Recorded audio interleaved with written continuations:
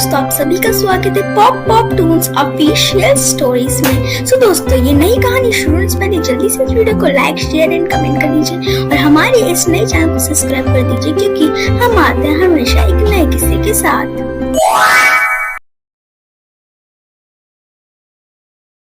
सारी बातें सपना बगल में ही खड़े होकर सुन लेती है। अब आगे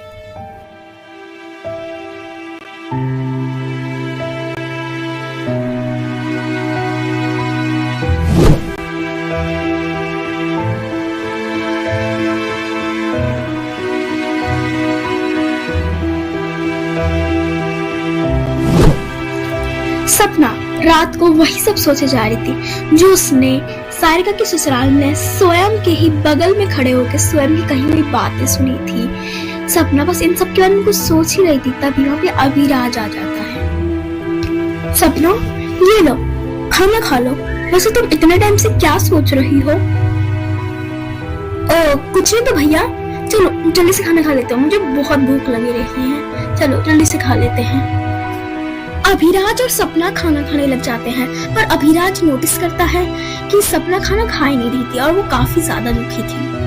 क्या बात है सपना, अब सब कुछ सच सच बताओ मुझे, क्या सोच रही? एक तो तुम खाना नहीं खा रही और ऊपर से इतनी दुखी क्यों हो?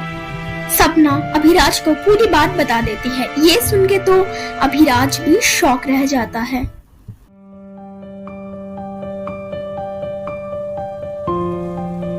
क्या करूं, कुछ समझ में नहीं आ रहा है। आज स्वयं का दिल टूट गया। वो सपना से इतना प्यार करता है, पर उसके सामने खड़े होकर ये नहीं बोल पा रहा है। उफ, क्या बात है सारिका, तुम आजकल इतना दुखी दुखी से क्यों रहने लग गई हो? क्या कोई बात है जो तुम्हें परेशान करी? अगर कोई बात है तो बता सकती हो तुम मुझे। सारिका पूरी की पूरी बात बता देती है युकेश को कि आखिर कैसे स्वयं सपना को बहुत चाहता है। क्या स्वयं सपना को चाहता है? तो तूने ये मुझे बात पहले क्यों नहीं बताई है? मन ही मन खुद डिसीजन ले ली थी। अब मैं जानता हूँ, तुम्हारी बात मैं सब समझ चुका हूँ। अगर सपना नहीं चाहती तो अब स्वयं क्या करेगा आगे? क्या वो सपना को मनाएगा? मुझे खुद समझ में नहीं आ रहा है क्या आगे अब स्वयं क्या करेगा। पर आपको नहीं लगता है कि क्या सपना को थोड़ा बहुत प्यार नहीं हुआ होगा क्या स्वयं के साथ?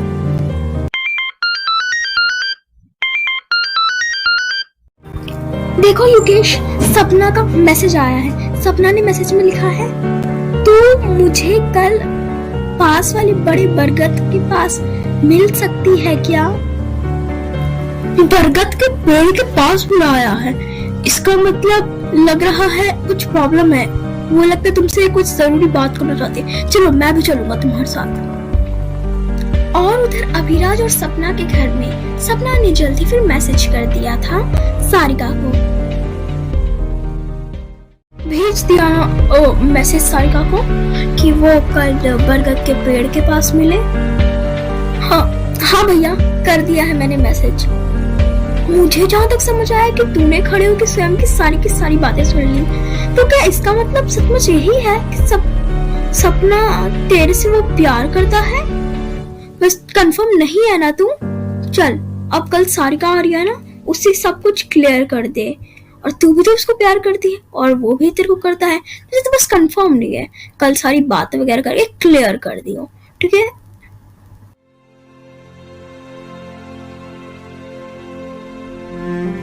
ये क्या सपना, तुम रो क्यों रही हो?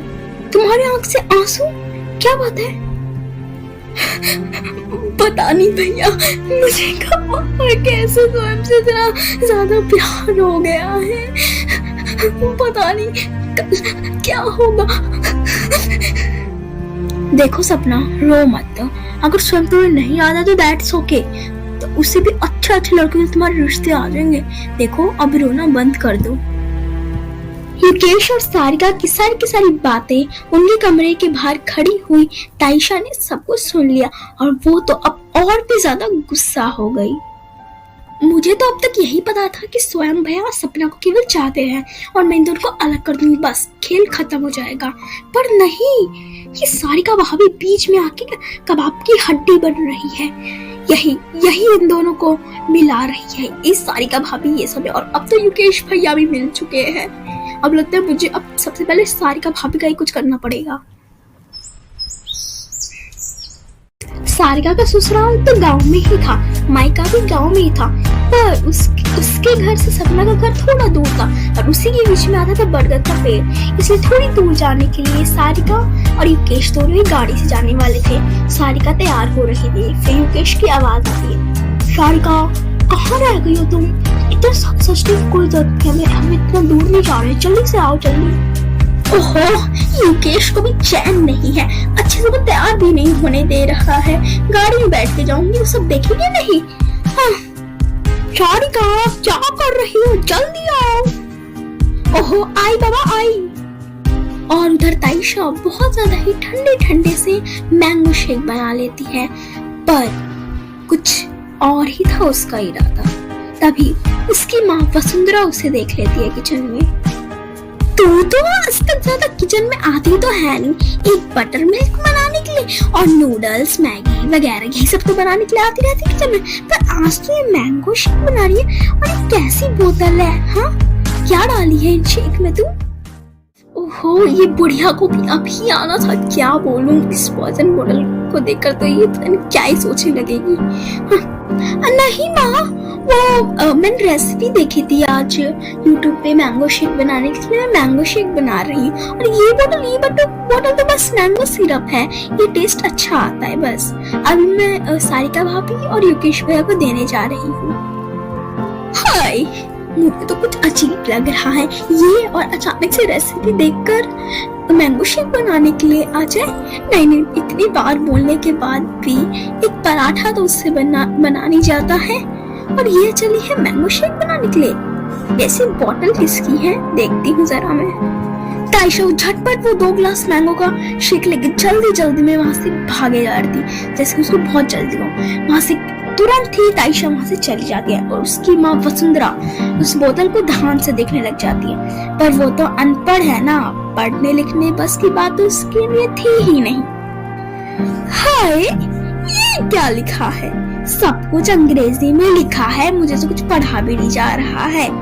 चलो छोड़ो ये सब, पक्का ये लग रहा है मैंगो सिरप ही है जो बोल कर गई है। हाँ, मैं अपना काम करने लग जाती हूँ। भैया भाभी आप दोनों जा रहे हैं? अरे जाते जाते ये मैंने टेस्टी सा मैंगो शेक बनाया, पीते जाइए। अरे ताइशा, तुम तो किचन में जाती नहीं थी, सिवाय बटर मिल्क नूडल्स और ये मैगी वगैरह बनाती थी बस, और आज तुम सीधा शेक बना के ले आई। युकेश, हमें लेट हो रहा है, हम जल्दी से चलते हैं। वैसे ही काफी लेट हो गया है। भैया भाभी, अगर मैंने अचानक से किचन में जाकर कुछ बना दिया तो ये क्या मैंने गलत कर दिया है? क्या मैं आपको कुछ पिला भी नहीं सकती हूँ? अगर आप जा रहे हैं प्लीज भैया भाभी, आप ये पीते पीते जाइए, बहुत टेस्टी है। मुझे कुछ सही नहीं लग रहा है। एक तो वो इसका बॉयफ्रेंड कायरव जो कि इसको लूट रहा है पूरी तरीके से, और आज इतनी अच्छी बन गई जो हमारे लिए शेक बना के ले। एक कप चाय तो बनाती नहीं, घर का कोई काम तो करती नहीं है, और आज अचानक से छोड़ो, इतनी भोली दिख रही है, इतने प्यार से बनाई है, पी ही लेती हूँ। युकेश और सारिका ताइशा भी भरोसा करके वो मैंगो शेक पूरा का पूरा पी लेते हैं, और पीने के बाद गाड़ी लेके जल्दी से वो गांव में बरगद के पेड़ के पास जाने लग जाते हैं।